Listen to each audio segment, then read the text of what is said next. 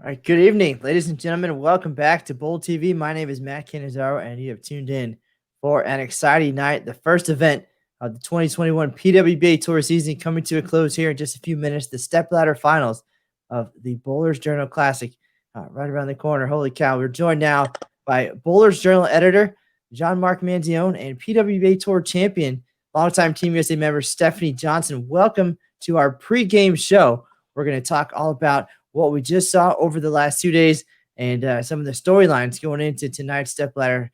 Steph, how are you doing tonight? I'm doing awesome. We are about to embark on crowning our first champion of the year. So I think we could all agree, super exciting. Absolutely. And Jean-Marc, you got to join us earlier for some of the coverage, and you got to see the fireworks we had at the end of the position round there. We'll talk about that in just a second. But man, what are your thoughts coming into this first final stepladder of the year? I'll tell you what, as a bowling writer, as the editor of Bowlers Journal, I am absolutely thrilled that we are on the verge of crowning a PWBA Tour champion for the first time since 2019. How cool is this? How grateful are we as bowling writers? Steph, as a competitor, had a tour stop to bowl this week. There's more ahead.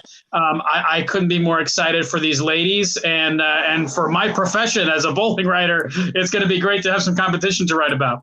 And you're absolutely right. Just being here and having this opportunity is phenomenal in itself. Yeah. Just the things, the precautions, all of the procedures that happened in order to make it happen for the players and the staff to be safe at the ITRC. Stephanie, you're experiencing that. You're living across the street for these 10 days at the hotel, and that's it, hotel, bowling center. So you're seeing it from a whole different perspective. You're going to join Aaron Smith on the show tonight. You're going to go through the stepladder with us and all the bowling fans out there. You bowled in the event, of course. What are your thoughts and your perspective over the last 2 days? Of course, it didn't quite turn out how you had hoped on the lanes. You were just out of the cut. So got to watch a lot of bowling today. But tell us your perspective, and then we'll talk about our four finalists. Yeah, so I fell a few pins short of the cut this first go around. So I was the alternate. I got to be at the bowling center all day today and watch lots of bowling balls go down the lanes. And, you know, it's a unique situation we're in, of course. I am across the street at the hotel. So it's literally, you know, hotel, bowling center, you know, down to the meeting room to get your food and kind of repeat type thing. So we're all kind of in this little bubble. It's a little unique for me specifically because I do live 45 minutes from here. So not given this situation, I definitely would have stayed at home and, of course, been able to see my family and do that. But, you know, here we are. So this is the opportunity we're given. And I think everybody's kind of taken it with grace. And we're just super grateful to be able to shoe up and hit the lanes and do what we love to do. We started the event with 36 contenders, and now we're down to just the final four after 9 games of qualifying and 12 games of round-robin match play. Our top seed coming into the stepladder, Danielle Mcewen, has a little bit of history at the ITRC. In fact, back in 2015, she won her first professional title in the venue, of course, the home of Team USA. Technically, she's the defending champion at the ITRC. There hasn't been a PWBA event held there since, but looking to claim that crown from her, number 2 seed, Shannon O'Keefe. That's your roommate for the week, Steph, your best friend, your sister, your teammate.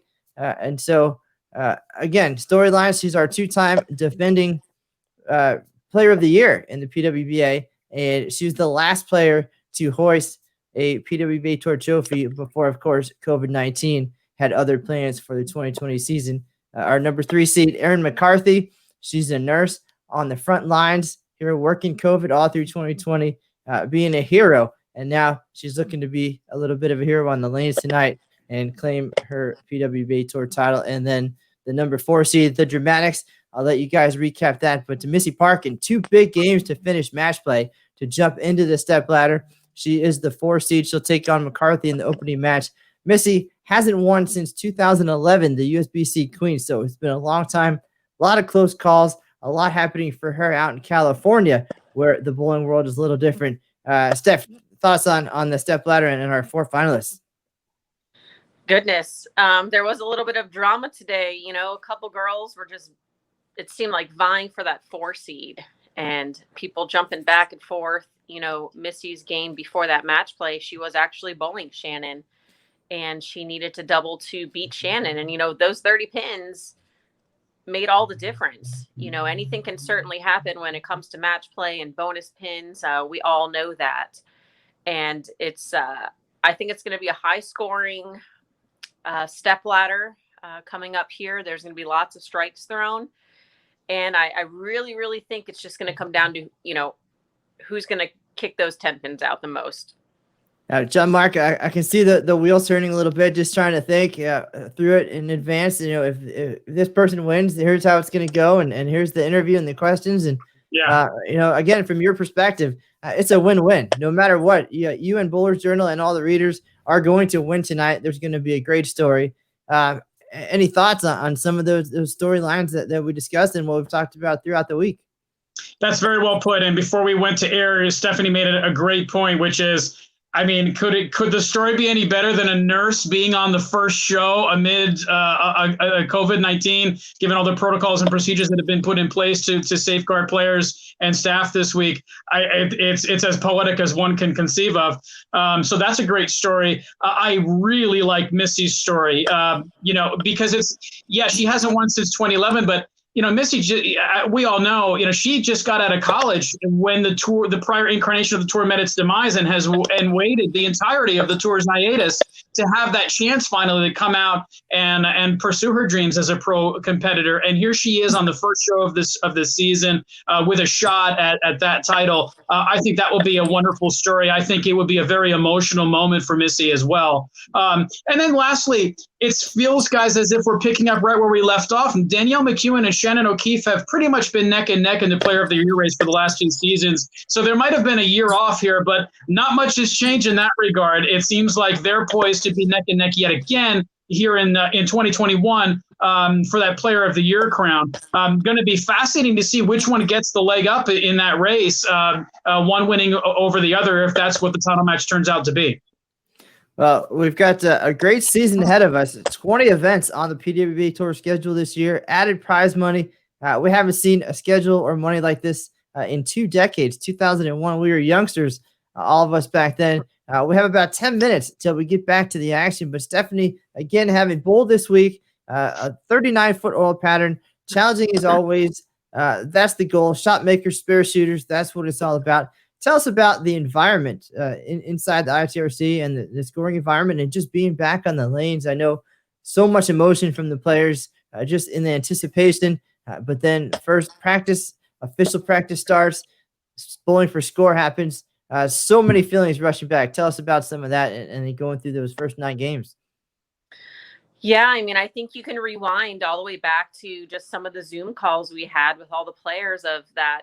This may actually be happening if these protocols, take place, and, seeing if enough girls would register in order for the event to actually happen. So, fast forward through all of those meetings, and here we are this week. And, it's kind of probably been a roller coaster of emotions for a lot of us, just the anticipation of, the unknown of tour and just life in general, like what each day is going to bring day to day. And, like you guys mentioned, some centers aren't even open in some of the states these girls are from. So it's definitely been a unique situation for each person individually. And I think just being able to walk into the center, see the sponsor signs, see all the signage of just welcoming PWBA back, it kind of brings chills because we've missed it for so long, and it really put things into perspective of just how quickly it can be taken from us, and just not to take things for granted. It's so much easier said than done, but that situation certainly opened all of our eyes to the what happened and what could be. And I'm just really excited for tonight. Regardless of who gets crowned champion, it's going to be an amazing story. And I'm just ready for the action to kind of get underway here. Now, just the fact that we're having this event is a story in itself. And again, yes, how it happened and all of the protocols and things and the testing and just every safety measure possible. And what we have is 4 events in one. So the Classic Series, a concept that brings the ladies to town, and in a convenient way in one venue. We started things off with the Bowlers Journal Classic and one lane condition. Tomorrow we'll transition into our next event, the ITRC Classic, and then we'll have a regional event in there as well for the up-and-coming stars for the PWBA, and then we'll take your pinfall totals from the 2 days of qualifying at the first two events, and we'll have the Hall of Fame Classic and all match play event. So a lot happening for one entry fee, the convenience of one location, almost like a mini World Series. That's the concept. It has to be, again, very convenient just in general, travel-wise, money-wise, and it turned out much different than we had all anticipated with, of course, COVID-19 and everything. But Steph, to have all of this in one location, one comfortable location for you, even close to home, what does it mean? What did it mean to see that schedule coming back out, knowing that it was unique, it had added events, it just has more twists and turns than we've seen over the last 5 years, but still something new and exciting. Yeah, absolutely. I think I can speak for all of the ladies in that when, again, we had those first initial conversations about it, to see that number 20 was just incredible. So many more stops, these little kickoff classics, the ones that are kind of together, the summer series. It almost feels like our tour is all year. We never really started in January. So to be able to kick off the new year, just being able to hit the lanes is pretty incredible. We'll have some time off in between before we hit the stops in April, obviously assuming everything goes as planned. But it's just a cool feeling. I think we're all kind of approaching the situation from a perspective of, it's just kind of one thing at a time. Let's just kind of get through it, see how it goes, and see what the next stop brings, and just go day by day. I mean, I think that's really all we can ever do. And this whole pandemic situation has really put that into perspective for us. Now, John Mark, Bowlers Journal has covered many aspects of COVID-19, the bowling world, everything that's going on. And now to be part of this event, to have the Bowlers Journal name on this first tournament in the kickoff series, what does that mean for the magazine, for the sport, and then for the opportunity to be a part of the history and then, share those stories and just the way that you have chronicled not only bowling for over a century, but bowling in this new world here in 2021? I love it. I think the timing is perfect. I love the fact that it highlights that it is a new day for this 108-year-old magazine, Bowlers Journal International, our new relationship with USBC, kicking off a full year here in January 2021 as we embark deeper into that relationship with a lot of editorial ambition, long-form storytelling, deeper storytelling, visually driven storytelling with tremendous original photography that we seek out ourselves. I'm rather grateful that the first event of the 2021 PWBA Tour season has Bowlers Journal's name on it, because to me it does highlight the fact that it is a bright new day for this magazine. I couldn't be prouder of the fact that the magazine's name is on the first PWBA Tour event since 2019. Well, we appreciate the opportunity to work with you guys, and of course the support for the tour and all the players and all of bowling, really. And in just a couple of minutes, we're going to inch closer to seeing who our first champion will be here in 2021. And I know with this new Bowl TV setup, a lot of cool new features. There's going to be 5 giveaways on the show tonight: bowling balls, a PS4, a Bowlers Journal subscription for life. I don't know which one is the most exciting. I think that might be it. Yes, we do. It's a lifetime subscription. I already said earlier that would make me want to get healthier and live longer so I can enjoy that for more years. But I know it's going to be a great show with 4 great competitors, 4 terrific champions, and it's going to set the stage for the year, the Player of the Year race. A lot of conversations there, of course, and some nostalgia inside the ITRC. Stephanie, you remember, again, back in 2015, the Tour Championship, the role that you played in that and what that event meant for you. I know you'll share some great thoughts with Erin on the show tonight, and I just can't wait. I don't want to make any predictions. I tried that earlier, and it backfired completely. It was terrible, Yep. and I know it's going to be a great show and a very deserving and appreciative champion, and the bowling world will be for the better when it's all over and we see who that is. I couldn't agree more. I'm excited. Amen. It looks like Aaron Smith is just about ready to join us and then transition us over to the Stepladder. So I've done my part, John Mark. It has been a pleasure over this last few minutes and these last couple days. And Stephanie, and as Aaron comes in, let's wish you both the best of luck on this Stepladder and great bowling to our competitors. Aaron, what do you got for us? Hey, everybody. Great job on the pregame show. Definitely appreciate you joining us here. And Matt, you kind of touched on all the big points for the Bowl TV subscribers. For those of you watching on Facebook right now, you still got time. They're in practice right now to be a part of this moment and, of course, be eligible for a few awesome prizes. So we're looking forward to that. But for right now, we're going to finish our final prep for the show, folks.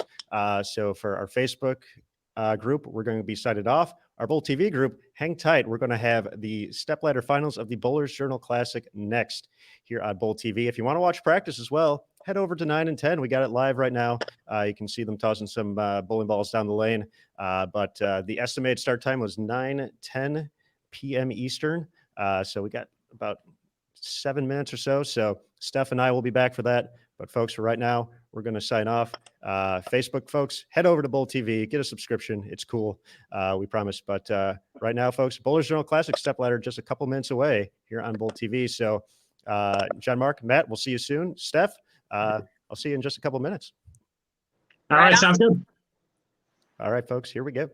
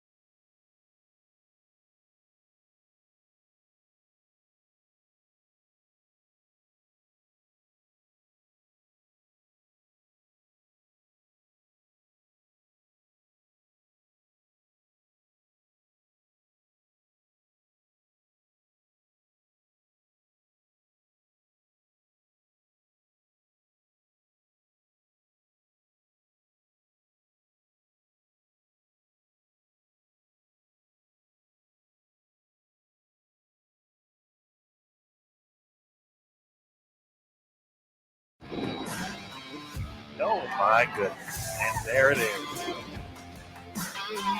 Wow, get the pin to go.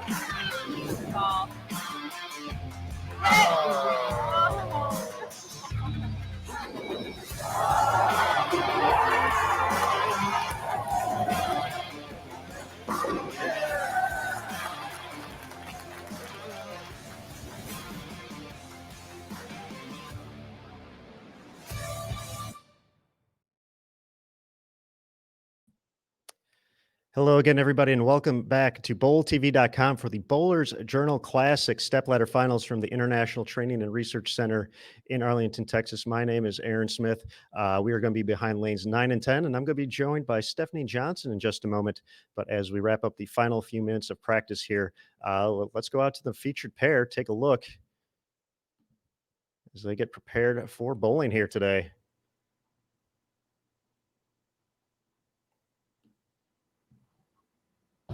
Our first match will feature Erin McCarthy, the number 3 seed, taking on Missy Parkin, who made a furious run the final 2 games to get into the Stepladder finals to kick off this year. And of course, Erin McCarthy, just steady throughout. I don't think she ever dropped below the top 3 in this overall standings. Awaiting this match in the semifinals, Shannon O'Keefe, the two-time reigning PWBA Player of the Year, and at the top of the step ladder, Danielle McEwan, 5-time champion on the tour. She also won the last PWBA event at the ITRC back in 2015, the Tour Championship. We'll have Stephanie joining in just a moment once again as we get these final shots up prior to the beginning of match number 1. Folks, as we mentioned, we're going to have a lot of great stuff to talk about over the course of the day, giveaways and more. But for right now, let's before we get to Stephanie, I know she's a big fan of the bowling ball we're about to talk about. But tour players naturally tend to migrate to those balls that offer more core torque and continuous motion down lane with minimal deflection through the pins. It was that logic that led to the development and creation of the all-new Rotogrip Tour Core, designed for tour-level players and those who aspire to score like them. So with that, we'll bring in Stephanie Johnson, who's thrown a strike or two with that brand new ball from Rotogrip. So Stephanie, hello, welcome. Hey, Erin, how's it going? It's going well. It's been hectic, crazy, fun. All of those things the past couple of days getting ready for this event. But, we're here, the Stepladder finals of this momentous event, the Bowlers Journal Classic. We're ready to go. You bowled on this pattern, just missing match play, unfortunately, by a couple pins. But, what were you seeing out there, specifically on 9 and 10 throughout the course of qualifying? A couple of the pairs got a little tricky where it felt like the oil just carried down so quickly. So earlier, I believe, A squad migrated left a lot quicker than I would have probably anticipated them to. So B squad coming in, I think that's kind of the mentality of how to approach the lanes. But we all kind of migrated back to the right. It felt like in front of the head pin, it just got so tight down lane that you needed to square up a little bit and almost throw a ball that would roll a little sooner, but still have enough energy down lane where it would get through the pins correctly. And this first matchup, Missy against Erin. These both of these players, champions on the PWBA tour. For Erin, won in 2018. For Missy, 2011. She snuck into the Stepladder finals in those last few games. How important is the momentum that Missy just had, and knowing that the Stepladder finals it was basically coming up another 45, 50 minutes later? Yeah, I'd have to venture to say Missy's feeling really good right now. She's throwing it great. The pins are falling her way. And I did mention that I really believe it's going to be a high scoring step ladder. And as cliche as it sounds, it's just going to come down to who's going to get their ball to go through the pins correctly. Getting to the pocket for most of these ladies hasn't been an issue. It's just a matter of kind of carrying those corner pins. Now with Missy, Shannon, and Danielle, primarily players who like to play straighter angles, Erin will have the opportunity more than likely to basically start left and kind of dictate that as we go through the match, especially if she wins. That potentially would open up more for her. What's the tough part about playing a little bit farther left on this pattern, this 39-foot condition? What I saw a lot today was the girls that were a little farther left. It was very speed control. So if you shot it through the spot, it never got there. And if you grabbed it a little or missed a little left, it would almost duck hook at the end. I think medium patterns are tricky because you can attack them from different angles, whatever's comfortable for you, obviously, assuming you have a ball that can do the right things. For Erin, she definitely was a little farther left than most of the ladies. She does get around it and she's a little softer. So I think that's why her ball reads the lane correctly. All right, and it looks like we're just about set to go. We're going to go ahead and give away our first grand prize, a lifetime subscription to Bowlers Journal International magazine. Yay! So for all the folks watching on Bowl TV, as we kick things off, you're going to have the opportunity to win. Click on the bottom left-hand corner, click submit entry, and you'll be good to go. We're going to go full screen, so Stephanie and I will still be chatting, but we'll be watching all the bowling here on Bowl TV as Missy Parkin kicks things off, looking for her first tour title since 2011.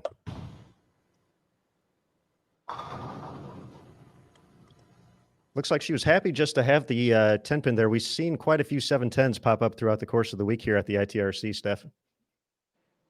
I would agree with that. I mean, I personally left a few of them. You know, the first shot of any step ladder, I think you're kind of just ready to get it off your hands, kind of keep your ball on line and just make a good shot. It feels like I'm talking too loud. It's been so long. I'm so used to being like right behind the action with all the excitement, and here we are in different rooms, watching it from the ITRC. We can talk. We can get excited as she covers the spare. Yeah, we are in a very unique situation. I think it's probably the first time we have all not been together watching the same thing unfold. Absolutely, definitely unique, but all for safety, folks. Strict procedures and protocols to help create this environment at the ITRC for these first three events. Great look there from Jason Thomas as Erin McCarthy delivers 10 back to kick things off. Wow, that was an incredible shot.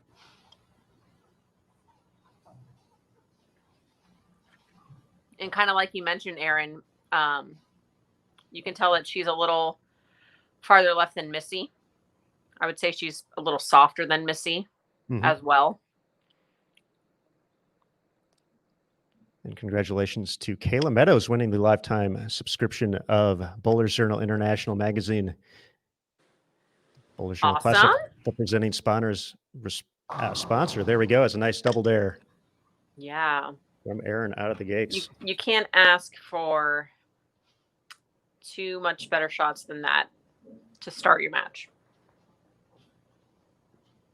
And I think it's also fair to note that Erin recently did switch companies. So she does have that working on her side as well.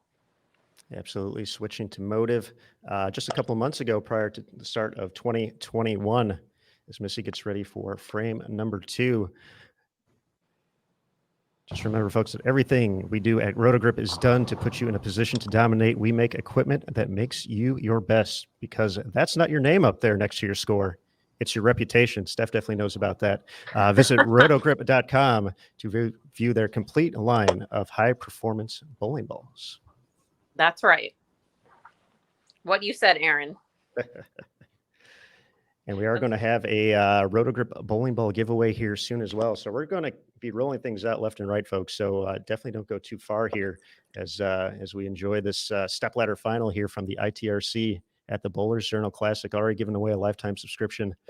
Missy after the spare in the first strike. Let's see if she can get the 10 out here in the third frame.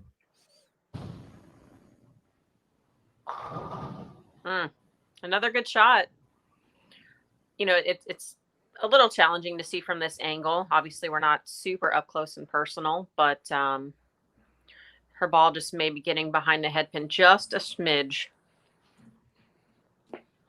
And Steph, what's, in this situation, obviously one game very quick, she has the pocket right now. Just having that might not be enough.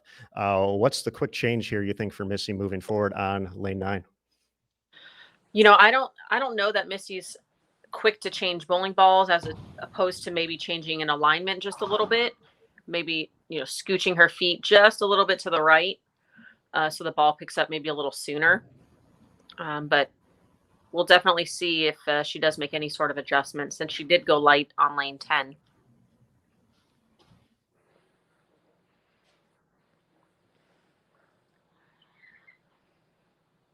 Another lane level look here on lane number 10. Is that going to push? It does. Early 3-bagger for Erin to set the pace here in the first match of the stepladder finals. Shannon O'Keefe awaiting the next match. Danielle Mcewen, the top seed. Look at that slow-mo. I like it. That's instant replay, courtesy of Jason Thomas. I'm so excited for the first slow-mo replay there that we're going to give away a Rotogrip RSTX1, Steph. All right. So that giveaway has started as well. So good luck to everybody out there in Bowl TV as Erin looks to make it 4 in a row. Got that one a little right. And a shaker 7, a familiar leave at the ITRC. But I think she'll take that, getting that one a little bit off target as well. Oh, absolutely. And yes, I would agree. Lots of light shaker 7 pins. The pins would just kind of fall all around it, but it would remain standing.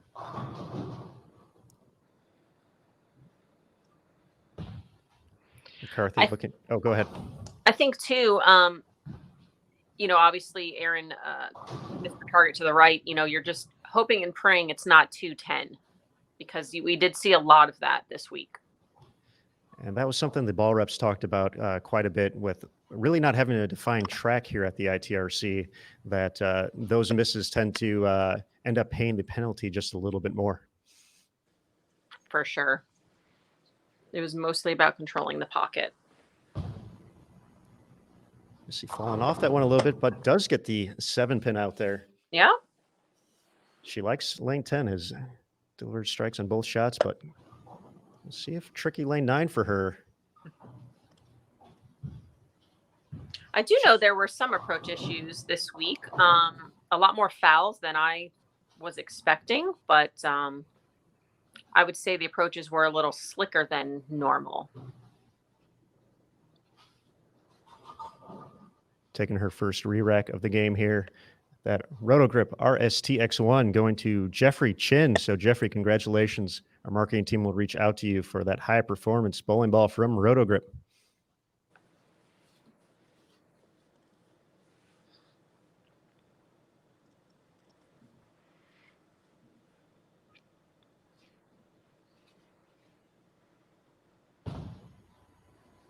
Looks pretty good. Is it going to hold? Yeah. That it does. All 10 back. It's hard to say if she made any sort of adjustment, of course, but taking that re-rack does give you a few extra seconds to just kind of reset and regroup. McCarthy still holding the advantage here, heading into her 5th frame. It's going to look pretty good right there, and ended up that's a checking good a little 9. early. Absolutely, a great 9. With that kind of hit, you're very happy with just a 6-pin leave. Too often across the board during qualifying and match play, you saw lots of girls paying full price for bad shots, so leaving a 6-pin only is a blessing.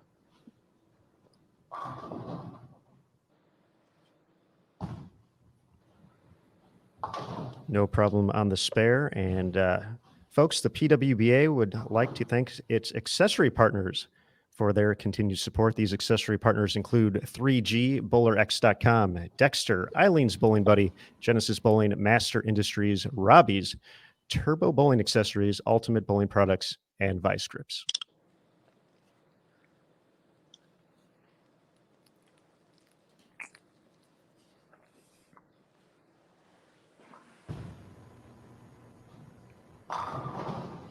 Excellent shot there. And we got quite a ball game going here, Steph, as we hit the halfway point.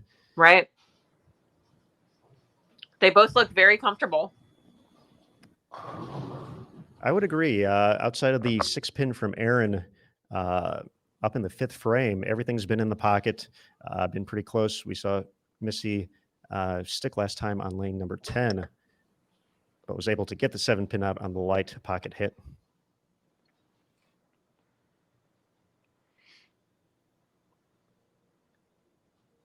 Going for 3 in a row. You saw that a lot, just Missy's obviously, it seems a bit firmer than Erin and straighter. It's just getting that ball to read a little sooner.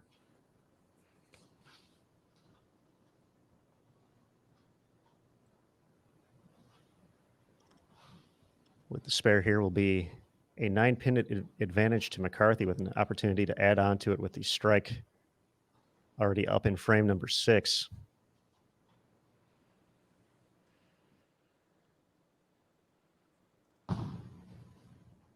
We even get lane level for spares. We like it, JT. Spares are important. That is a very cool view.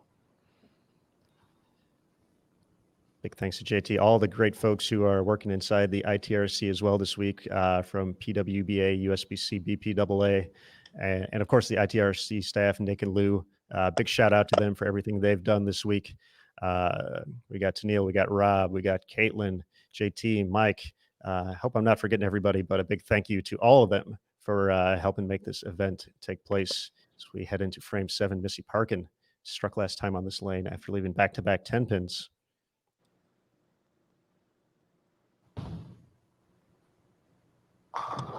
Ooh, she Great liked shot. that one. That was a great shot. Quite an opening match here, Stephanie. Once again, we're joined by Stephanie Johnson, 3-time PWBA Tour champion and 2015 Rookie of the Year. Steph, thank you again for taking some time to join us here on Bowl TV. Great match. McCarthy looking for a double to extend her lead. Oh, she carries the light shaker 7 on that one. I have to admit, that's a hit I would not get at the ITRC. I will repeat, I will not get that hit. We see the 5 up there along with the 7 for a quick second as that ball got a little bit farther right down lane, but Right. enough to get up the hill and mix them up. Yeah, that's a big double for her right there. Puts the advantage at 19 pins now. Getting ready for the 8th frame.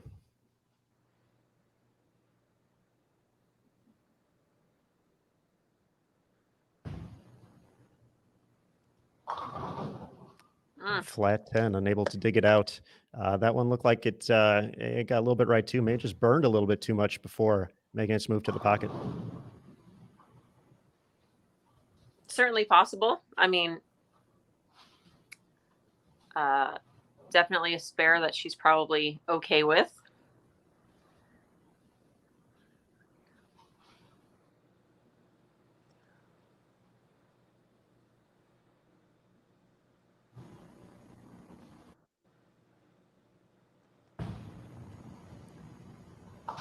And no problem there, continuing to stay clean here through the opening round or opening match of the Stepladder finals of the Bowlers Journal Classic, taking place at the International Training and Research Center in Arlington, Texas.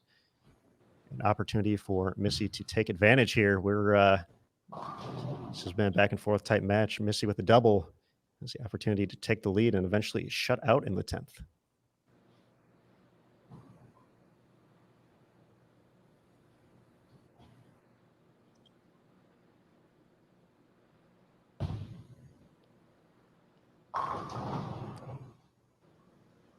Excellent shot there, There from we Missy. go. I wasn't sure if the 10 fell or I had to wait for her reaction there. She really liked that one.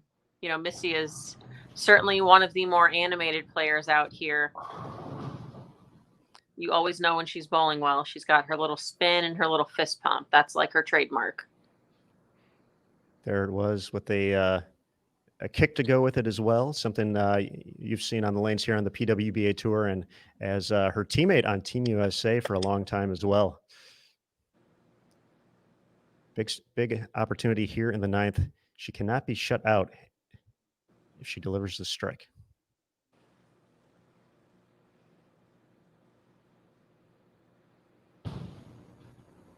It's going to be pretty good. And there it is. Trademark Missy. Well, this is kind of what you hope for, you know, an exciting 9th, 10th frame match here. You know, obviously Erin has the opportunity to put some pressure on Missy to at least get the first 2 in the 10th, assuming Erin strikes out.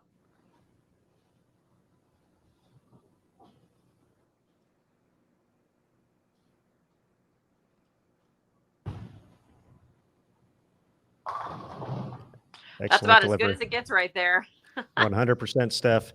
Now Erin can just apply the pressure here. That's going to be the once again a great look at the slow-mo replay. No doubter. That is the ball motion we all strive for when your ball just splits the 8-9 like that. So at this point, for Missy Parkin to move on to the semifinals, she has to match whatever Erin does here in frame number 10. McCarthy up first.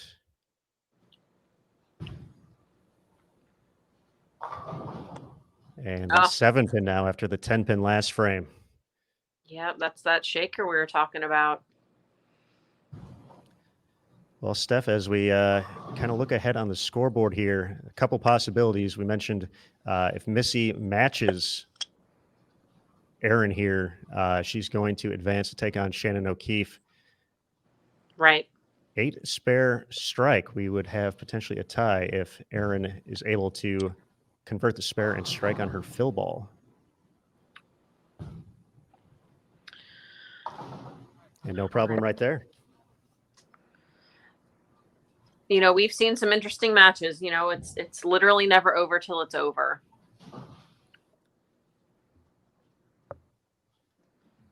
Now I'm curious, throughout the course of match play, those 12 games, we only had one tie. Ashley Galante and Maria Jose Rodriguez ended up tying during the first block. But a potential here. Very important fill ball. Great shot. Great game from Erin McCarthy there, 227. Yeah, very solid game. You know, I think that's probably one of those games you look back on and you're like, wow, I feel like I bowled a lot better than 227. All right, folks. Strike basically takes care of business here for Missy Parkin. 9 spare strike. She wins by 1. 8 spare strike. We have a tie. 9 spare 9. We also have a tie. So multiple scenarios here. But Missy can take care of business here on the first shot of the 10th.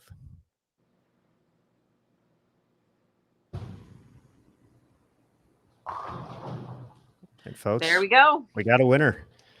Missy Parkin will be advancing to the semifinals to take on Shannon O'Keefe next here on Bowl TV in the Stepladder finals of the Bowlers Journal Classic, part of the Kickoff Classic series. Erin, you talked a little bit about momentum. I mean, that shot Missy just delivered was so pure. You know, if she doesn't have momentum on her side, you know, she's got to be feeling pretty good right now as far as how she ended her match play, of course, to get to this position. And I have to believe that she's feeling very, very comfortable right now. Has not missed the pocket this game on her way to now a 230 and change game. Just a few pesky 10 pins there, so just small adjustments along the way, but enough to get the victory in a very well-bowled game by both competitors. Yeah, I couldn't agree more. I mean, I think I mentioned it would come down to, you know, those corner pins, because managing the pocket seemed fairly easy for the girls. It was just a matter of getting your ball to go through the pins correctly. All right, Steph, there we go. Final score, 238 to 227. Missy Parkin advancing to take on Shannon O'Keefe in the semifinals. JT says Erin's going to be swinging by for a quick interview in just a moment. But before we get to that, we're going to, let's see, what are we going to do? That's what we're going to do. I know. Should we give something away? We're going to save that for just a little bit. Okay. But we got another bowling ball coming up for you. But first, we're going to talk about our official lane maintenance provider here on the PWBA Tour. Of course, that is Kegel, with products for bowling centers, coaches, and mechanics. Kegel is truly built for bowling. Visit kegel.net to learn more about all they do for our great sport. And with that, we got a quick ad as well. So we're going to step away from practice for just a sec. And Steph, we will be back for the semifinals. We'll have Erin McCarthy on before as well. So everybody hang tight. All right. Here on Bowl TV at the Bowlers Journal Classic.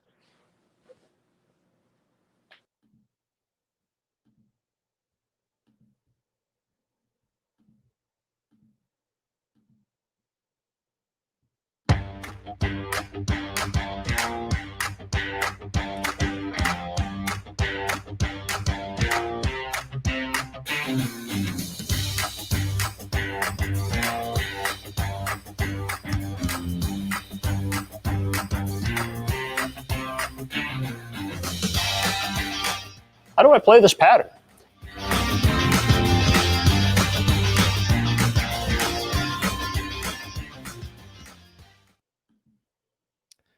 All right, folks, with that, we are going to go to Erin McCarthy. She just finished fourth at the Bowlers Journal Classic to kick off the 2021 season. Erin, hello, welcome back to Bowl TV. Excellent performance in the Stepladder finals. Just unfortunately wasn't enough to catch Missy.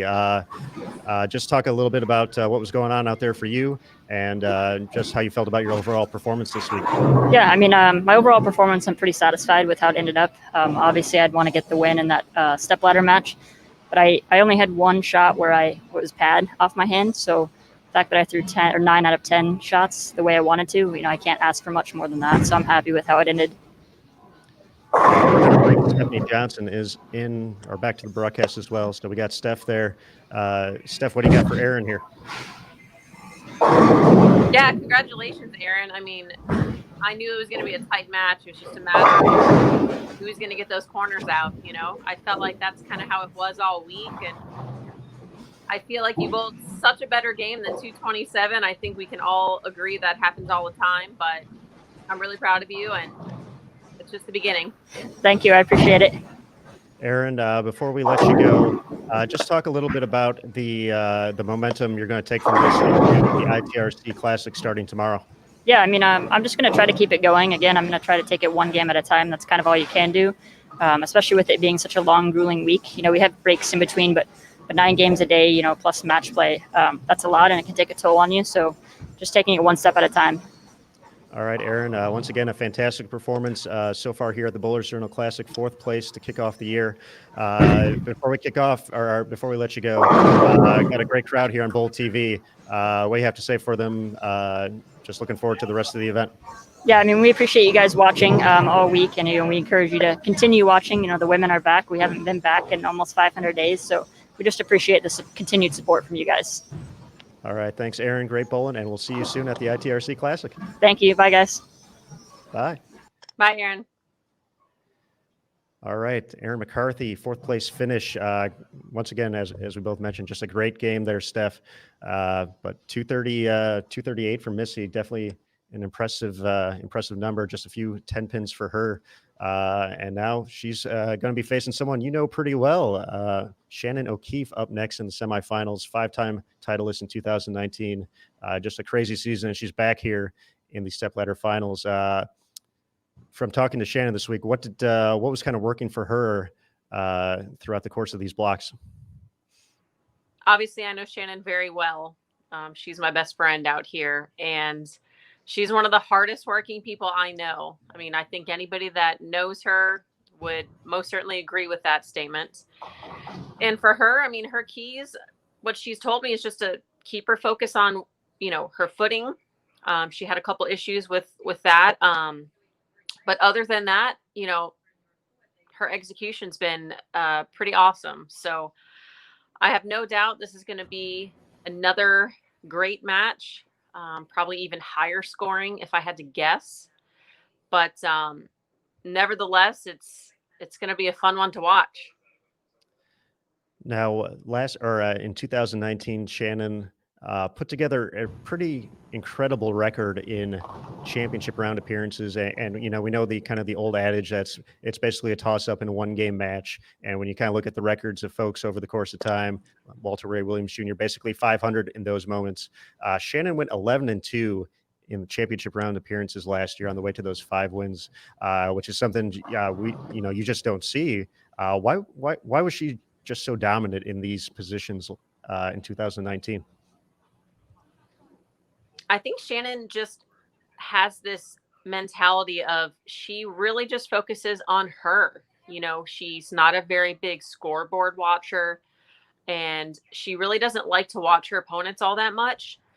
She bowls the lane. She truly does. And she does her best at giving the lane what it's asking her. And I think that's kind of been a big key to her success, is really focusing on the things that she has the most control over versus trying to, shift that to what her opponent is doing. And I don't see it being any different tonight. All right, folks. I think we're pretty close here. Looks like we're going to get a reset maybe, and We'll be ready to take off for the semifinal match between Missy Parkin and Shannon O'Keefe at the Bowlers Journal Classic from the ITRC in Arlington, Texas. We got another bowling ball to give away here in just a couple frames, so be on the lookout for that, folks. We've already given away one bowling ball and a lifetime subscription to Bowlers Journal International, but it looks like we're getting underway, so we're going to go back to the full screen shot. Steph and I will still be here, though, bringing you the action. Missy Parkin to lead off after 238 in her opening victory against Erin McCarthy, who had 227.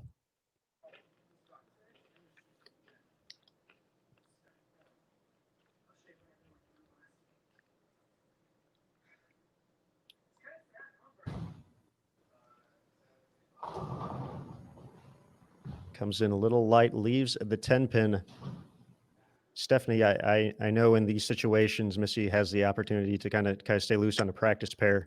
But how tough is it to kind of get back into that situation? You know, you're trying to stay loose, but all of a sudden, you're back at it, and the shot counts towards potentially a title soon. So how tough is it to just get back into kind of going from that mode after collecting a win to taking the practice, then getting back into it? Yeah, I mean, you have to reset very quickly. You know, your win is over, and now you have another match to win. So, I mean, I'd venture to say she's pretty fired up. She may have just threw that a little fast, but I think we should note as well that the higher seed does get to pick who starts the match. So, Shannon did opt for Missy to start the match, which of course means she will finish last. And I think that's kind of her way of maybe, hopefully, putting some pressure on her. Our first look here in the Stepladder finals at Shannon O'Keefe, donning her familiar purple jersey, representative of McHenry University, where she's the head women's bowling coach. And what a shot to kick things off. No doubt, 10 back. Absolutely. You know, her adrenaline is pumping, and, very much like the first match, first couple shots of any championship, stepladder match, regardless if it's for the title or not, your heart is pumping, your adrenaline's flowing, and you just want to keep it online. And if you don't strike, at least leave something makeable.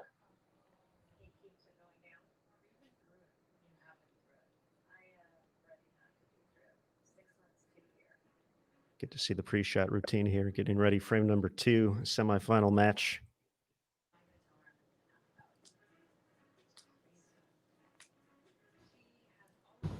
Classic 4-step approach and 10 back with the light mixer. Mm-hmm.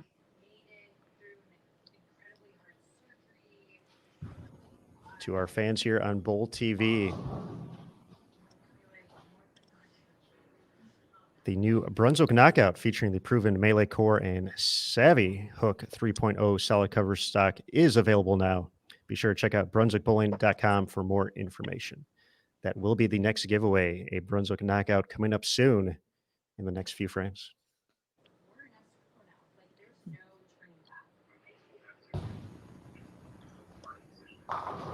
Ooh, another great shot. Wraps the 10, and it looks even more vicious at that angle. So we'll have to tell Jason how mean that was. But yeah, you really get a great look to see what the 6-pin does in that situation. And it just rudely wraps around the 10-pin there, does not connect. Definitely looks like Missy's playing a little more direct than Shannon is from what we can see.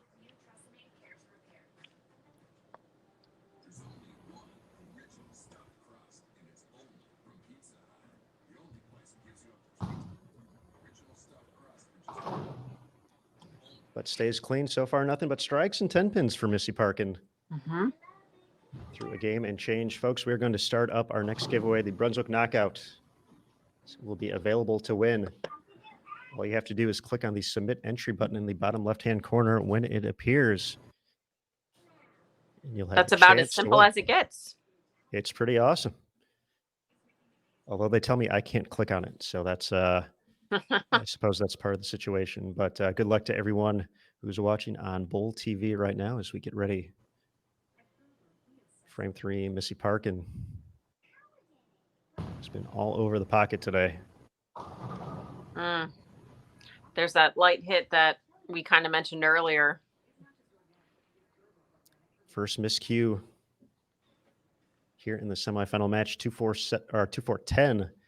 Very makeable by getting the ball to the left of the 2-pin, but certainly don't want to give Shannon an early open here. I mean, it's fair to say, that the lanes are transitioning. It does happen so quickly, and this is a perfect example of, Missy just shot 230 on this pair. And here we are, she went light on the left lane back to back. It looks like just the 2 there. So first open for Missy Parkin, an opportunity for Shannon to really take advantage here. She's able to toss a few more strikes, get out to an early 4-bagger here in the semifinal of the Bowlers Journal Classic. 13-time titleist, 17-time member now of Team USA, just like you, Steph. I know. Makes me feel really old. A lot of people don't know that's actually how Shannon and I met. We met through the team. We both made it in 2005, and we've been friends ever since. And now we have Shafani. That's right. Congratulations to Michael Welch for winning that Brunswick knockout. Our marketing department will be getting a hold of you. Great shot here.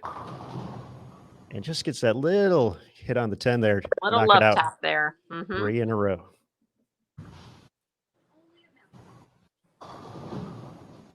And that hit, of course, can make the difference in any given match.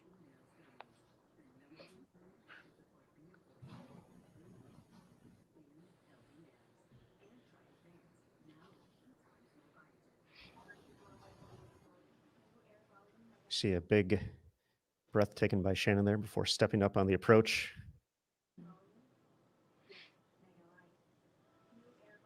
And one more before getting into her push away. Ooh, got away with that one. And that's a second mixer on the left lane, so that'll be a thing to keep an eye on. We saw Missy also kind of go through the break point there on her way to that 2-4-10 in the third frame over on lane 9. So potentially, as you mentioned, Steph, some change taking place. Right. And, that's just kind of the nature of our sport, and I don't think we're seeing it as much on 10 as we are lane 9 based on the last 4 shots that have taken place.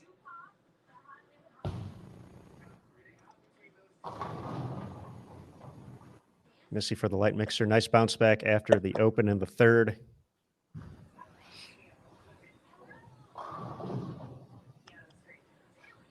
It's very important, as a player to be aware of if you hit your target, if you're throwing it good, and watching that ball motion and just making an educated decision on what your next shot is going to look like.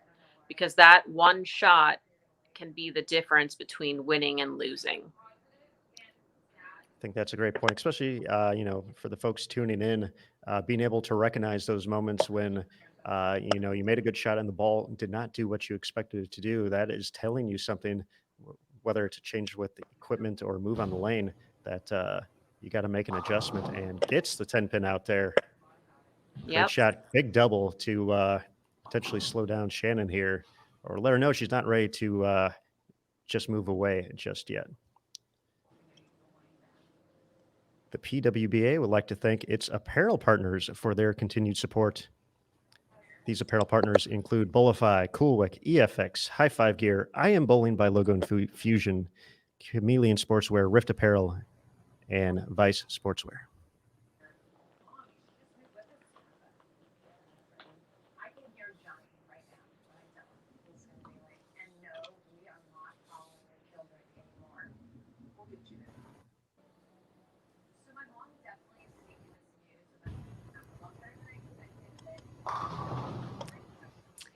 That was pretty good, Steph. Yeah, I mean, that's about as good as it gets. I mean, we'll get to see it again here in slow motion. Crossing right around 11-12 there, it looks like. definitely creating a little more shape on the lane Right. than what we're seeing from Missy right now. Right. And, we talked a little bit about it, especially during qualifying, how it seemed like Shannon was using her ball speed to her advantage to kind of play straighter angles as folks were, a lot of the other competitors were moving left. But here, Missy actually using a little bit more ball speed than Shannon to kind of keep her targeted in front of her. Absolutely, yes. And it's very possible she's using just a bigger, stronger ball. Well, there we see it. Get that ball going to the right. It just kind of never picks up that roll. It just gets behind the head pin. And, hopefully you're crossing your fingers for a 2-pin. But unfortunately, we have the 10-pin with it this time. Similar to what Missy left back in frame number 3. Once again, folks, same idea. Get the ball to the left of the 2-pin and have it fly over there to deflect the 10. Looks like just one here. So first open for O'Keefe. And all of a sudden, this is going to get a little more interesting here after O'Keefe started with 5 in a row. Let's see if Missy can continue that momentum after her double in frames 4 and 5.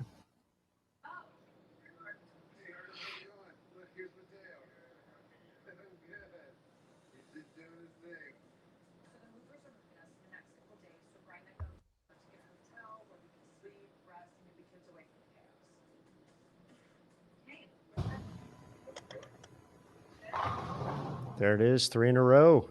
Yep. That was a great shot by Missy. Like you mentioned, just trying to keep the momentum on her side, of course. With an open from Shannon. She'll still need to string some strikes here to keep it going.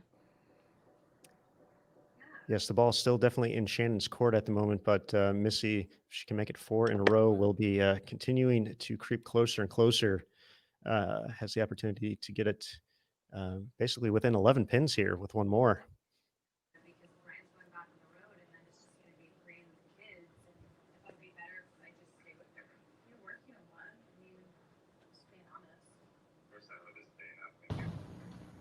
That's going to have to hustle.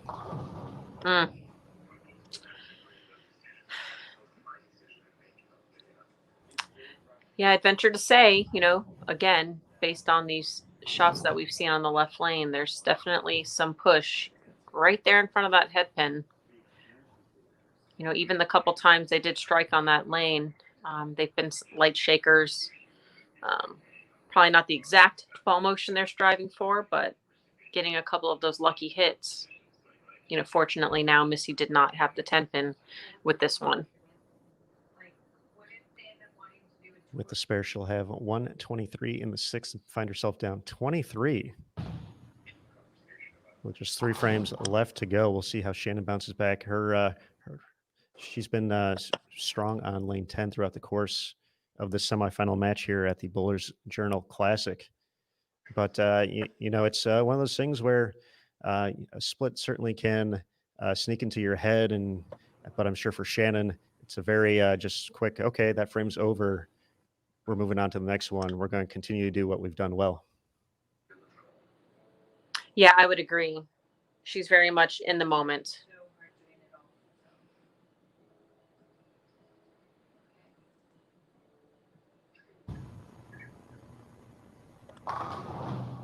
In the moment, indeed. Fantastic shot.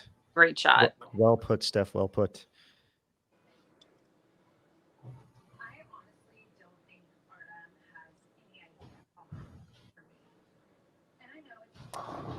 Man, that looks so nice in slow motion. It really does. Splitting the 8-9. Coming up in our championship match, Danielle McEwan will be taking on one of these competitors. And folks, if we happen to have a 300 game in the championship match, there will be a $10,000 bonus courtesy of Go Bowling. So keep that in mind in case we see some strikes begin to pile up. $10,000 bonus. Absolutely.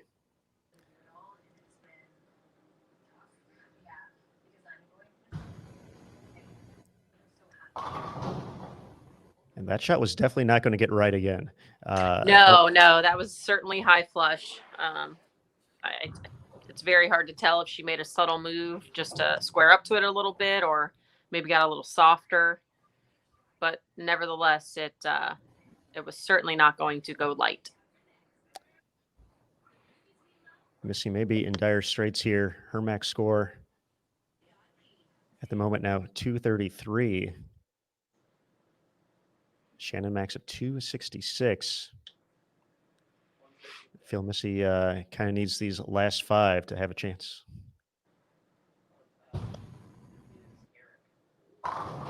And there's one. Yeah, I mean, that's about as good as it gets. I mean, that's 10 back right there.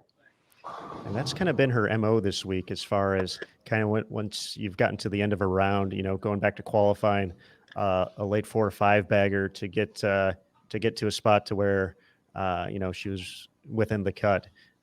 Looking back at match play, we just talked about it. Bunch of strikes down the stretch to get back into that 4th spot after 258 the game before that. So it seems like she's kind of thrived in these positions throughout the course of the week. We'll see if she can deliver one more and keep Shannon honest here in these final few frames.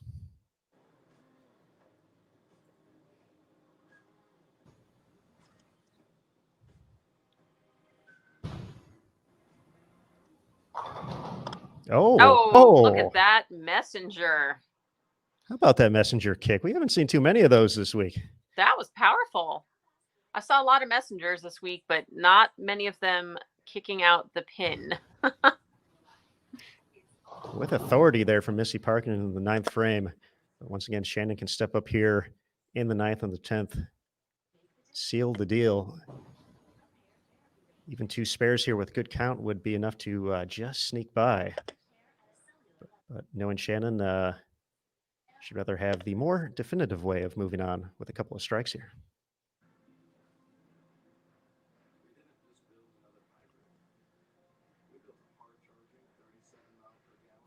Looking for 8 out of 9. Oh, goodness, Steph. Oh. I did not actually see a lot of 8 pins this week. Not on our squad, at least, but wow. That is those kind of suck the breath out of you, because it's such a good shot, and somehow one is still left standing.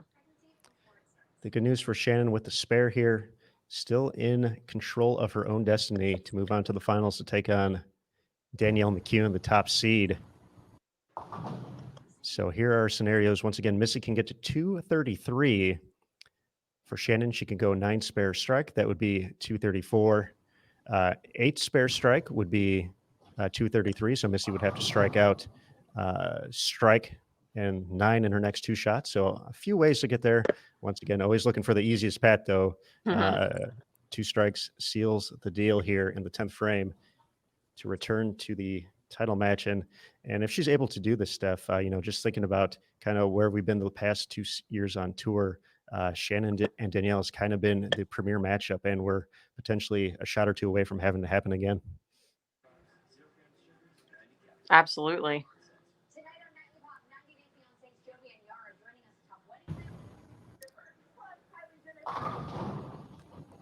Perfect shot there, 10 back. Now just needs to find a way to knock over 9 in the next 2 shots to secure her spot in the title match here at the Bowlers Journal Classic.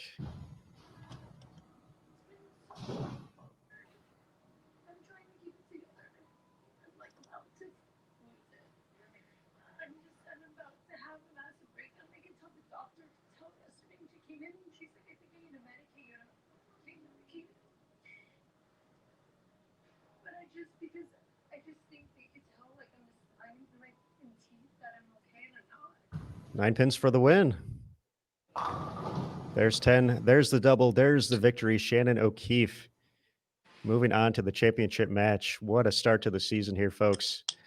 Shannon versus Danielle Mcewen for the first title of 2021. It's going to be an exciting stepladder, that's for sure. And as you mentioned, Steph, some high scores continuing.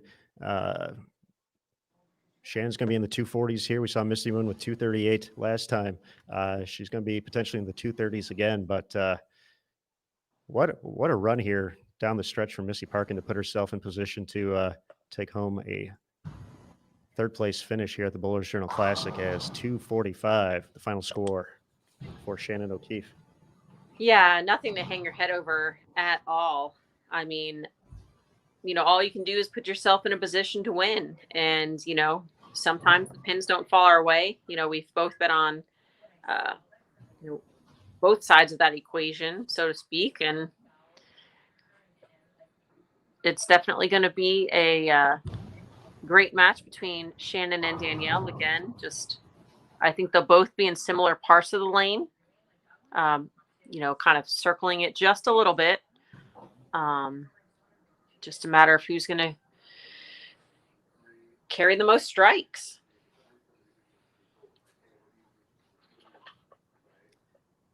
Stephanie, you've been in Danielle's position before, as well as the top seed, kind of having to wait around for the opportunity to bowl. The practice lane is there if you want to use it, but is that some of the potentially most anxious, 30, 40 minutes in bowling?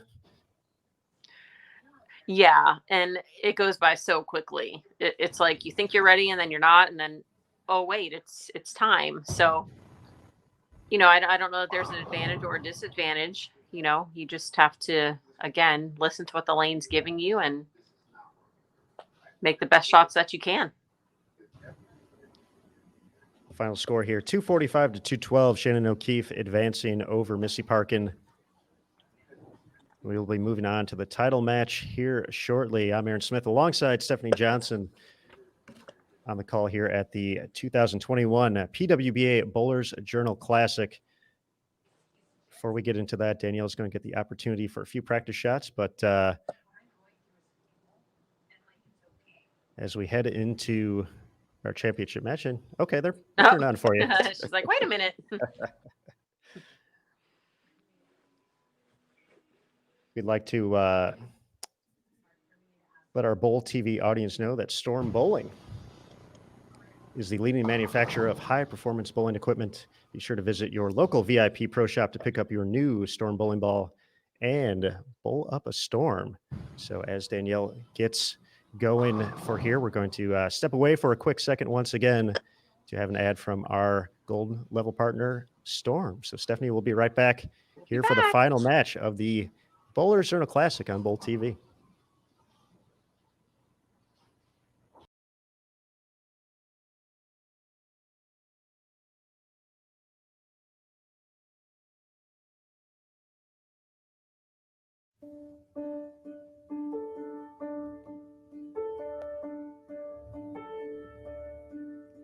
We don't wait for opportunity. We create it. We don't work for recognition. We do work worthy of recognition. It's not about being perfect. It's about effort. We are Storm.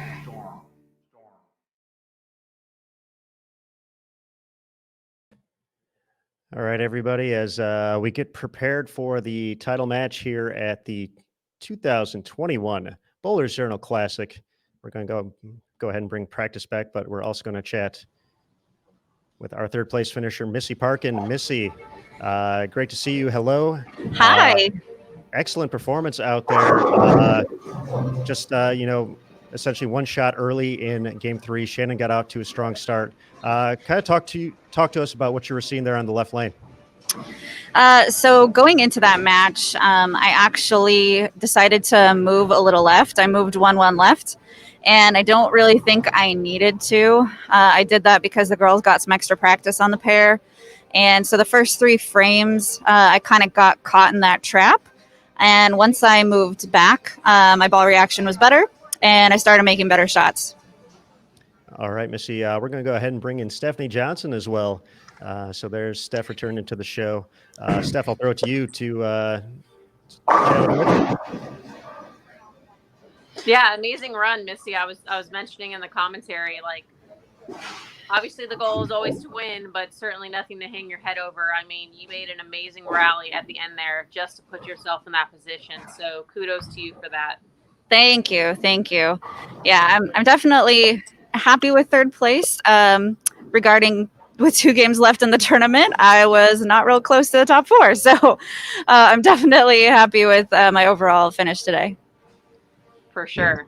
Yeah, Missy, we were kind of speaking of your resiliency, kind of in these final game situations when you're back against the wall, the big finish in qualifying to set yourself up, and as you mentioned, that humongous finish in match play to make the Stepladder finals. How does it feel to kind of walk away from this event, having that momentum, looking ahead to the ITRC Classic tomorrow? I feel really good. I'm physically throwing the ball really well. I threw a lot of huge shots under pressure. And I mean, that's why we all bowl, to make those huge clutch shots. So feeling really good. All right, Missy, we'll go ahead and let you go. Great bowling, and we look forward to seeing you tomorrow. Just like that. Thank you. Thanks. All right, bye, Missy. Great bowling. All right, Steph, we're getting ready here. It looks like practice is just about over. So we're going to do one more quick giveaway. We're going to give away a high-performance Storm bowling ball, or actually technically any type of performance Storm bowling ball. You get to pick. So that's going to be available now on Bowl TV as well. So everyone take that opportunity to click that submit entry button, and you can win. We were talking about this earlier. Since you could pick anything, like I would go super old school and like ask for like a tour power or something like that. But I'm guessing it's in the current brand. Don't know for sure, but that opportunity is up. We still have the PS4 to give away as well, folks. But we're here. It's time for the title match. Bowlers Journal Classic 2021, kicking off the PWBA Tour in style here with a battle of titans, if you will. Danielle Mcewen, Shannon O'Keefe. This is going to be great, folks. So we're going to go ahead, hop off the screen, but you'll still be able to hear us. Here we go. Frame 1, Danielle kicking things off.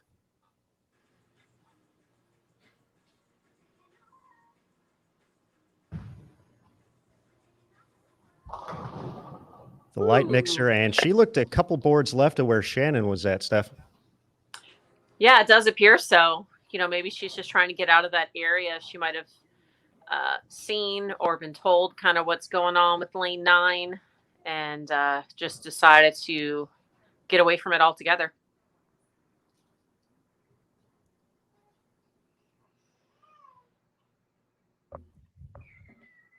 We'll see if she continues to use that strategy as well on the right lane.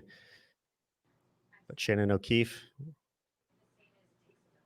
a very impressive 245, just the one miscue on the left lane, coming in light, leaving the 210. Other than that, a near flawless performance for the 2-time reigning Player of the Year, her first shot championship match. And almost left that 8-pin again. That almost snuck in there again, Steph. That would have been just rude. Oh, wow. Yeah, let's watch that one in slow motion. Big congrats to Joe for winning the Storm bowling ball. So, Joe, our marketing team will be reaching out to you shortly as that 8-pin just...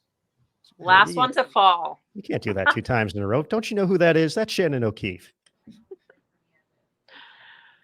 I wish the pins cared, Unfortunately, they can be very mean at times. That's so rude of them, right? I agree. Okay, so we saw Danielle playing a couple boards left here. Let's see if Shannon decides to stay in the same zone. I'm getting a note from JT. Looks like she's still fairly the same spot, but I'm getting a note that Chuck Gardner's saying a ball change, same ball, but pin up. Okay. But Danielle makes the move. Shannon now staring at the Greek church. Well, that certainly makes some sense, with the reaction that we just saw. I mean, it looked like she was in the general vicinity, but that ball definitely had a lot more energy left down lane, which is probably what they were looking for based on all the light hits. Sometimes it's hard to make that adjustment of how much do you move. And of course, Danielle getting a few extra shots on there, potentially seen it just a little bit before. I'm not sure if Shannon typically, kind of kind of watch just to see where Danielle was playing or if she was off on the practice pair. That was one of the parts from not being at the center we're not sure of, but an early open for O'Keefe, an opportunity for Danielle to take the early advantage. Definitely farther left on both lanes, and whoo, Great that one shot. shaped out nicely. And we will note too, I did mention it last match that the higher seed does get to choose who starts. So of course, Danielle decided to start the match, which means she will finish last, essentially kind of knowing what she would possibly need in the 10th frame to get up and execute. So I always find it interesting as far as how players decide how that goes, or if they just prefer to end on one lane versus the other, and not necessarily choosing to start, but maybe wanting to end on the even or end on the odd. So it's interesting. That one might have to hustle back a little bit, and nearly disaster. 7-10, staying up there for a bit too long, probably for Danielle's liking. She's probably pretty happy just to see that 7-pin up there. The last time these two met in the title match at a PWBA Tour event was the 2019 BowlerX.com Orlando Open. Shannon taking that one 207 to 202, similar to what we had today. Shannon was the number 2 seed. Danielle was the 1 seed for that event. Yeah, certainly a lucky hit for Danielle there, getting the 10 out. There were, I think we mentioned earlier in the broadcast, a lot of 7-10s that were left this week. Way too many 7-10s this week. So hopefully we just got them out of the way here. Not so many at the ITRC Classic, at the Hall of Fame Classic, moving ahead. But Shannon needs to regroup quickly here. Don't want to fall too far behind here against Danielle. That one looks pretty good. And 4-pin, first one of those we've seen today. We've seen players get them out, but the first one to see left standing. Mm-hmm. And I'm not sure if she did switch balls on both lanes, as opposed to maybe just lane 9, but the ball certainly came in a little bit stronger. Probably happy with just a 4-pin. It certainly could have been worse.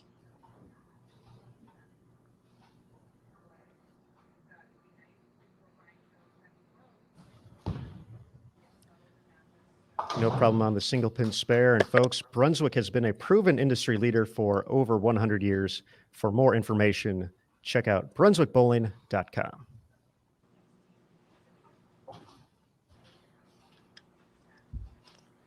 So what should we expect here, Steph, based off the Greek church in frame number 2 from Shannon here? How big of a move left is that, or you think potentially a ball change? It's hard to tell because we can't really see the ball return from here, but I would venture to say she probably went back to what she was throwing, which by the sounds of what Chuck mentioned was just a pin down version. So we'll see.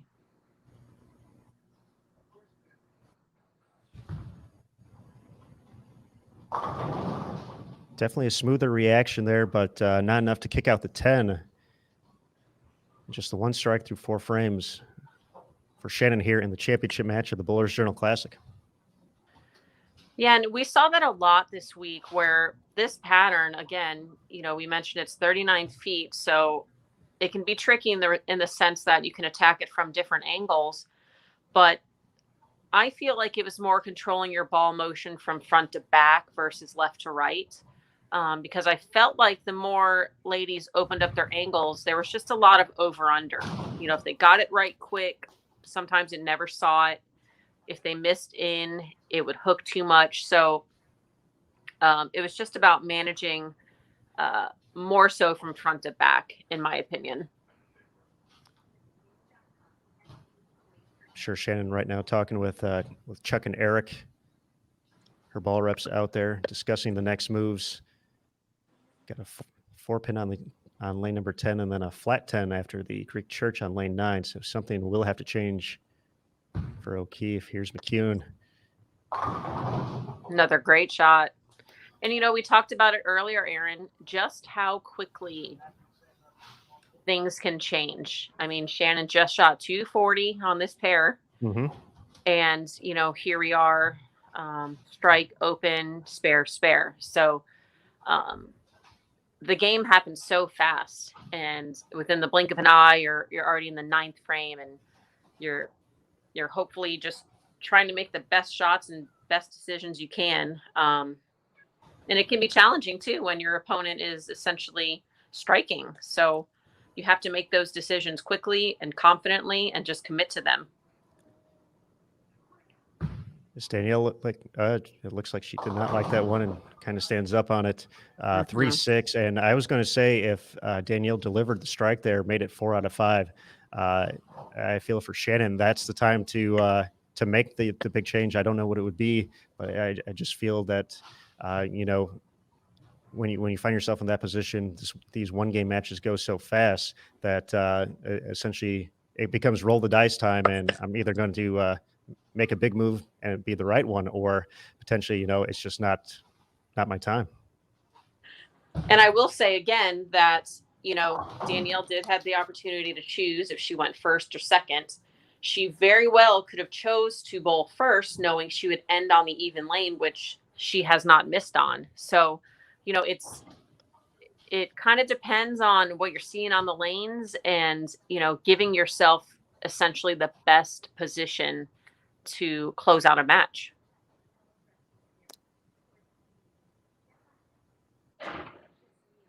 See if Shannon can get it going here. Just 1 strike so far in the title match at the Bowlers Journal Classic.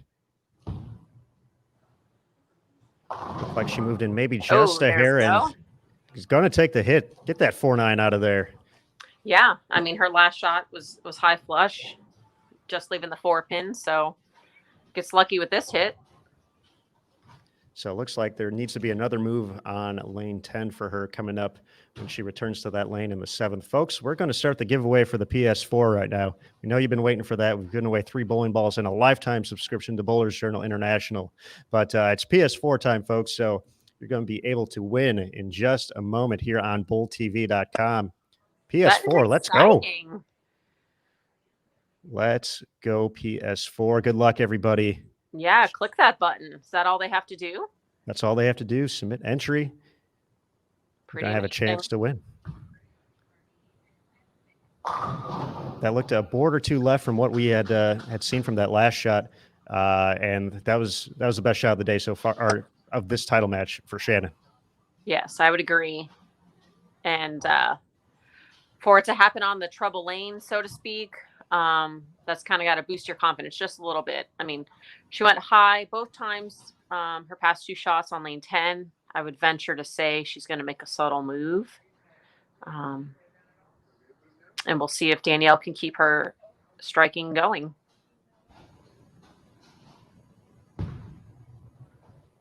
Is that going to make it back? Oh, my goodness gracious. Another 8-pin on lane 10. We saw one from O'Keefe, and now Danielle. Goodness.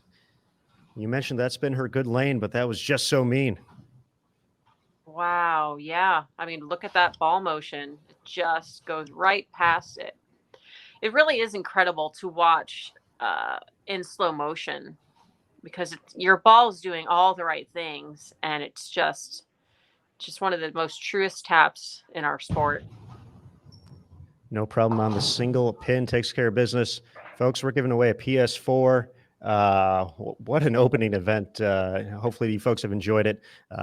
Great aspect of being a Bowl TV subscriber, having these cool giveaways. And a big shout out to Kayla Gorby for winning the PS4. So Kayla, way to go. We're proud of you. And enjoy that PS4 courtesy of Bowl TV. Our marketing team will be reaching out to you to make sure that gets safely to your house. So congratulations, That is exciting. Kayla. Congratulations. 3-6 last time on this lane for McEwan. She gives that one a little bit more room to the right. And oof, that was almost a plaque 710 there. It looked like the 7 was late to fall. And all of a sudden, business has picked up here, folks. This match has has closed up a little bit. Great shots. But of course, it just comes down to carry, as always.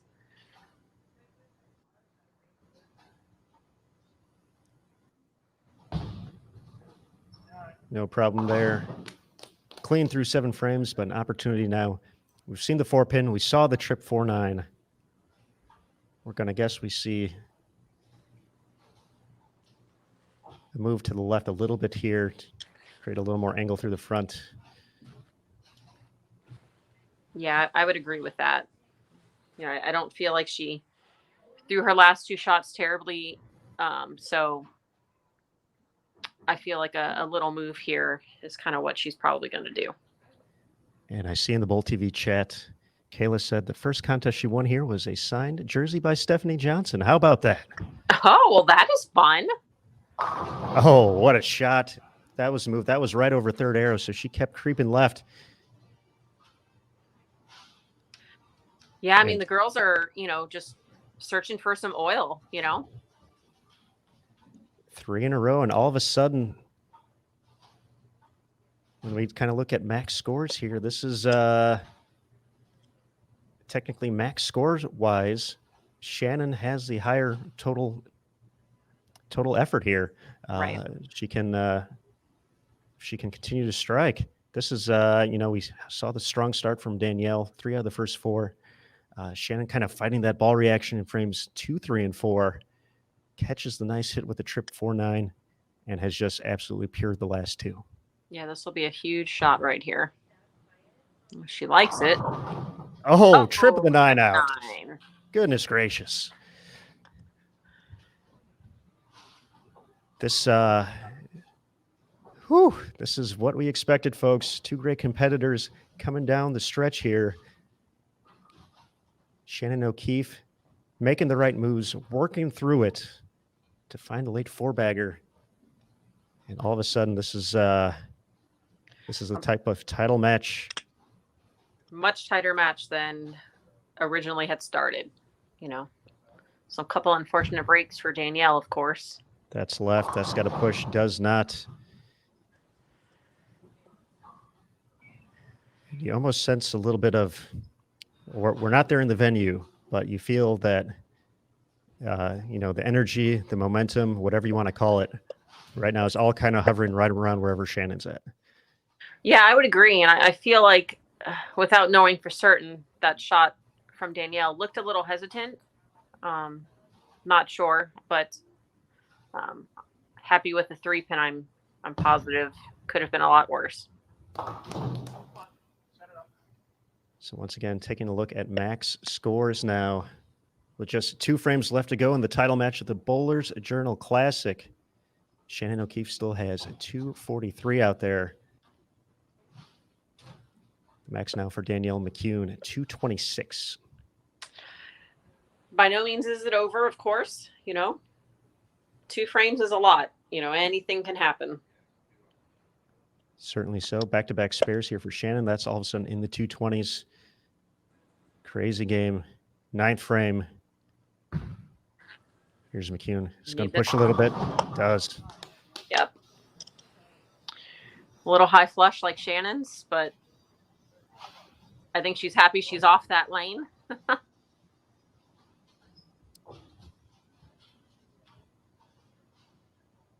So just a crazy match here. 4 in a row for O'Keefe. Continued to make the moves on this right lane. 4-pin, tripped the 4-9 out. Then a fantastic shot in the 7th. Opportunity to repeat that, make it 5 in a row. And put her 1 strike away in the 10th frame from clinching her 14th career title and first of the 2021 season.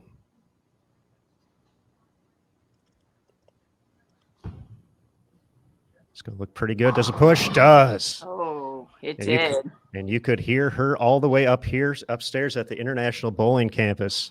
I think I heard her across the street. Gets the hold, push. Great lane level shot there. And now the scenario, folks.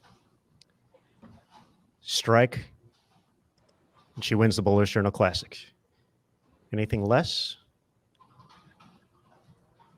Opens the door for Danielle. She's in the low 220s. Danielle will need to double, assuming some type of mark. But strike, once again, the easiest way, the quickest way to secure the victory.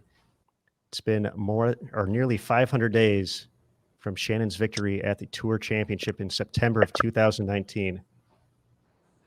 With a strike here, she continues a new trend into 2021 for the Bowlers Journal Classic. That's a little out. Oh, wow. Oh, comes back, and that is going to essentially wrap it up. Shannon O'Keefe from way downtown brings it back.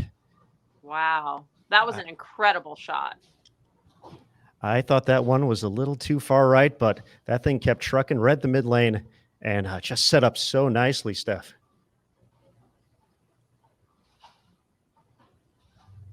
I kind of got chills watching that, to be honest with you. I mean, how impressive.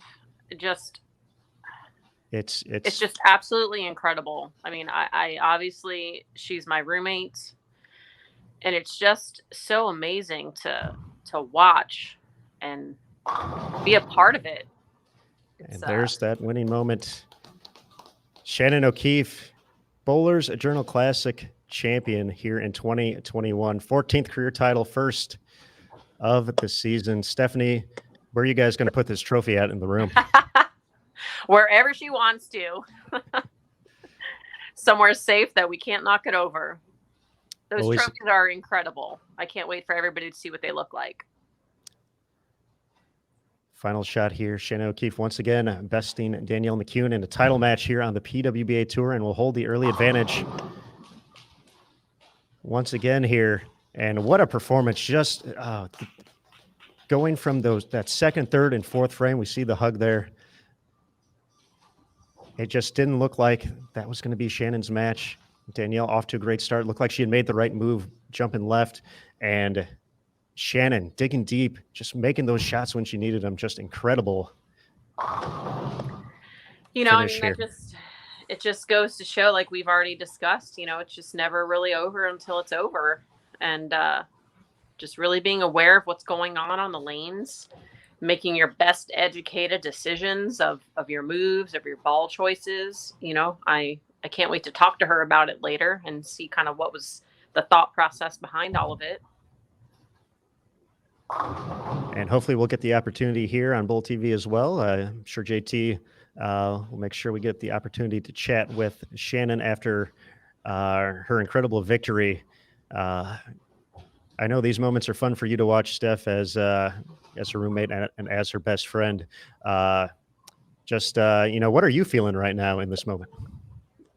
I'm kind of speechless, to be honest with you, Erin. It's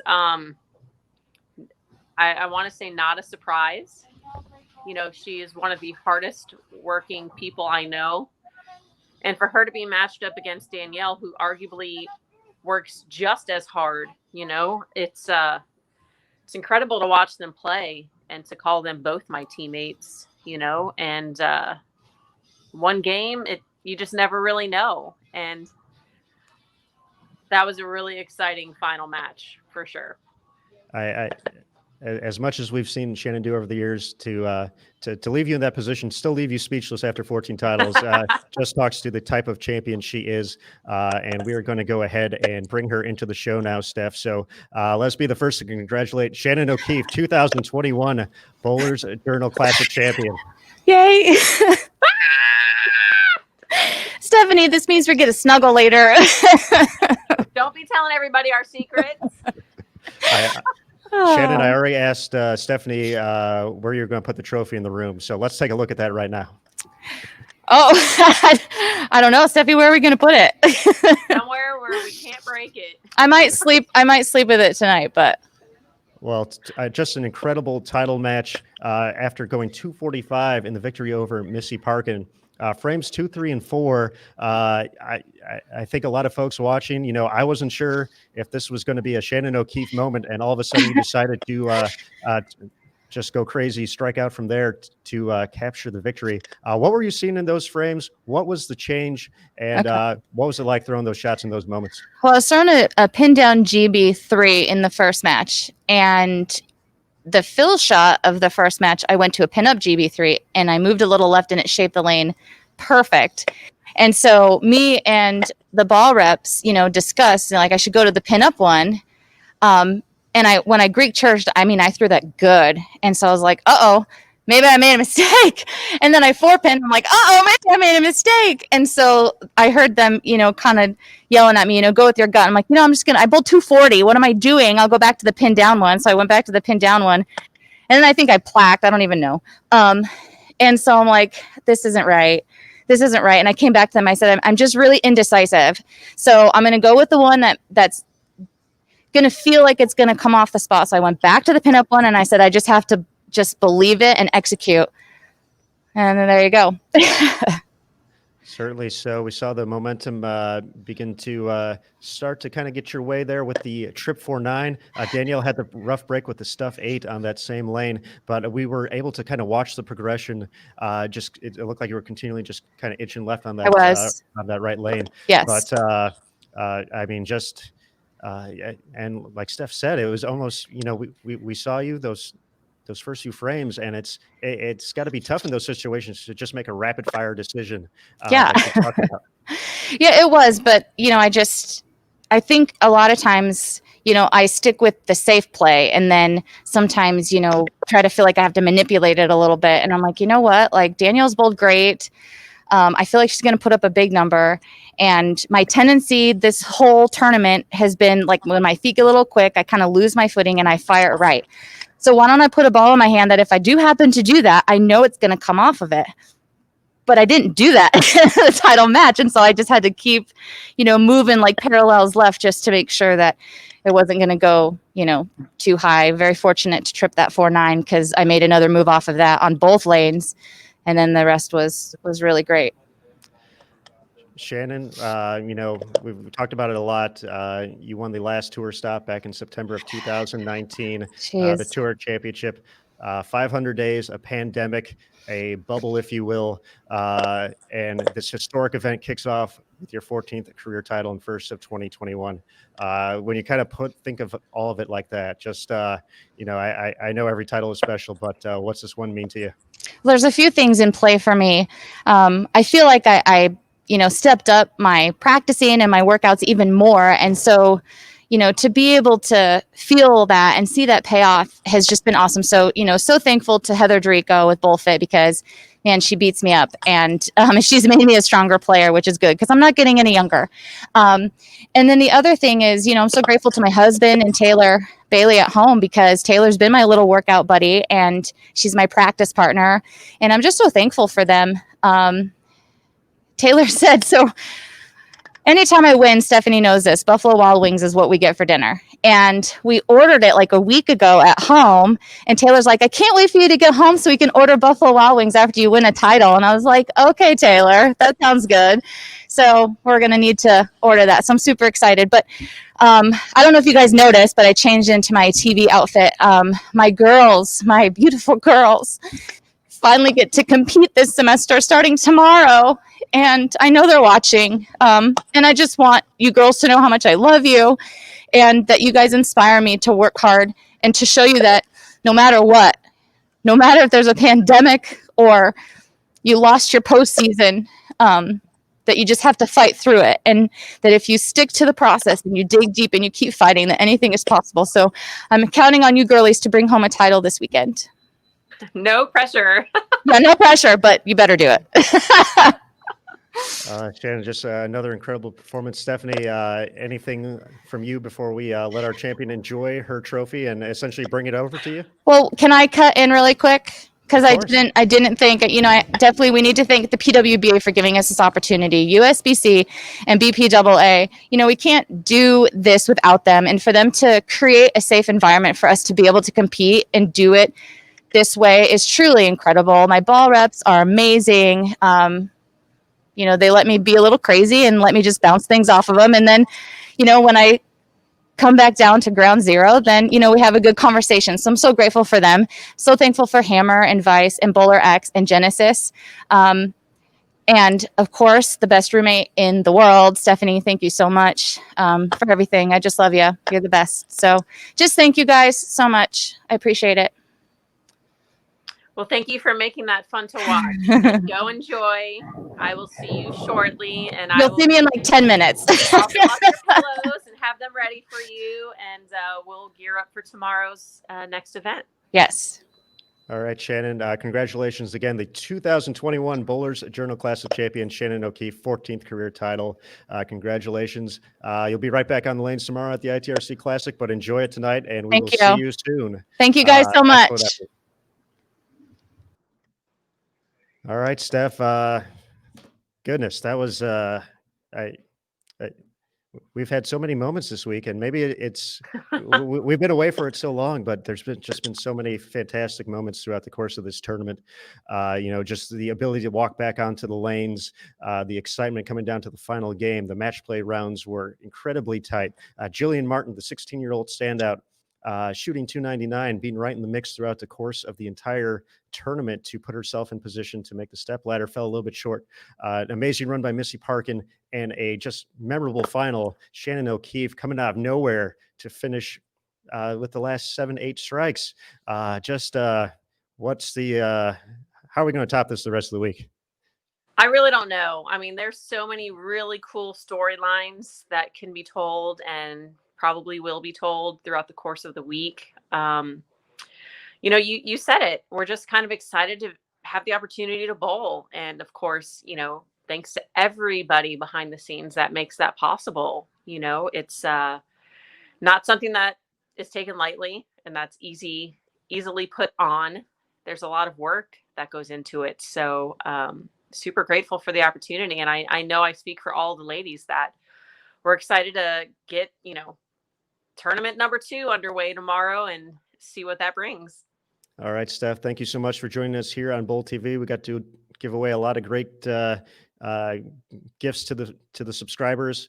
ITRC Classics is starting tomorrow. I know you're on B Squad, which is actually A Squad, so you'll be on the lanes early, so we'll let you rest up for tomorrow. But thank you so much, and we'll see you on the lanes tomorrow.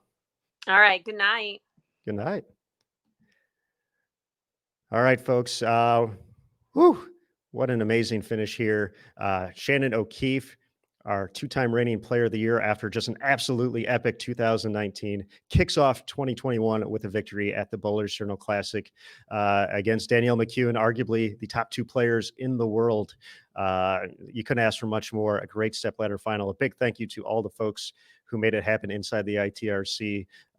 We're going to go ahead and shut it down for today, but a reminder, ITRC Classic starts tomorrow, 11 a.m. Eastern, with B Squad qualifying for their 9 games. A Squad will be on the lanes at 5 p.m. Eastern.